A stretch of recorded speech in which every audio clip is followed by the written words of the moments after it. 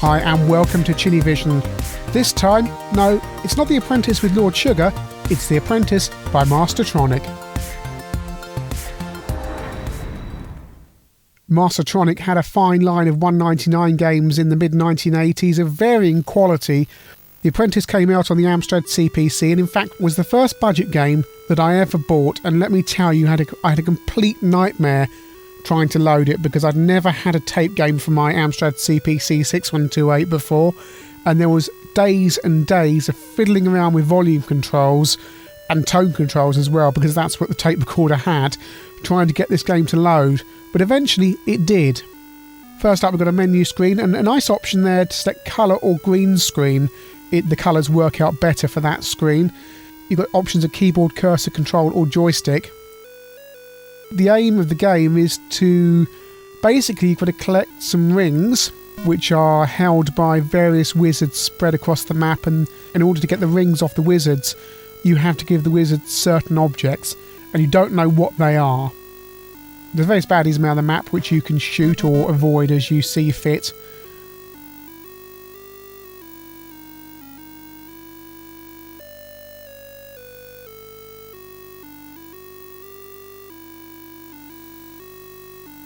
One thing you'll notice is that if you leave a screen after having shot a baddie and you come back, the baddie's back there again, which is quite irritating.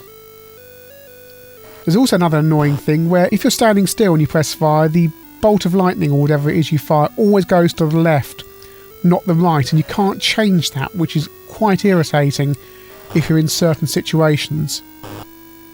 There's quite a lot of variety to the map, different areas, and there's one of the wizards there. What we're going to try and do is find the object that this wizard wants, and then he will give up the rings that we need. You've got a fixed amount of lightning bolts that you can fire. There's also a timer at the top of the screen there that's slowly counting down, that when that reaches the end, that's the end of the game, so you've got to get a move on in order to complete this game. So we picked up a horseshoe there, and we shoot the baddie then. We're going to try and take it along to this wizard across here. There usually is some logic as to where the objects are left. They're not usually terribly close to the wizard that needs the object, but they're usually fairly close by in the same vicinity. In this case, I think he's about 8-10 screens away. So across we go.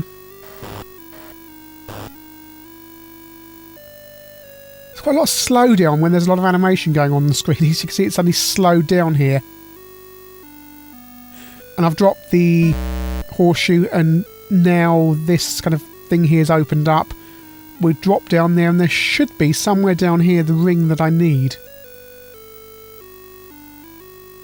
Can't see it. Go along to this next screen. Can't see it here either. But if we drop down, there we go, it's down there. Now, eagle-eyed viewers, and in fact myself back when I first got this game, will have noticed something. Yeah, the game's a sorcery rip-off. Okay, you can't fire laser bolts or lightning bolts or whatever in sorcery, but if we look at Sorcery Plus here on the Amstrad, yeah, it's The Apprentice is quite frankly a shoddy rip-off of sorcery with far worse animation and sound. It's no surprise Mastertronic did a sorcery clone.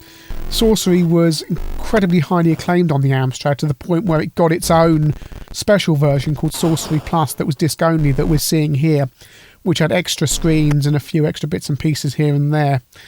So it's not really a surprise that such a popular and top-selling game would be ripped off.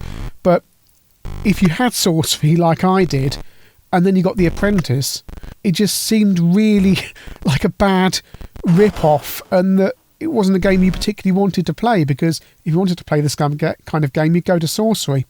And we've gone back to The Apprentice here, and the difference is it's like night and day. Sorcery has wonderfully smooth animation, brilliantly drawn graphics. It's such a precision game with the collision detection and all the rest of it. Whereas The Apprentice, looks like a game that someone's knocked up in their bedroom over a couple of weekends, which I suspect is probably what happened.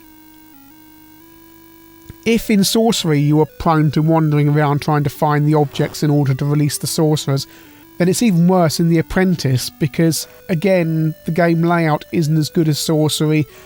There's not that wonderful landscape that you see on the Sorcery map with the dungeons, the castle or chateau area rather, and the countryside areas, and you go from one end of the map to the other and end up in the sanctuary. You don't have that with The Apprentice. It's like the programmer of The Apprentice has sat down, played Sorcery and liked it, and thought, okay, I'm going to copy that.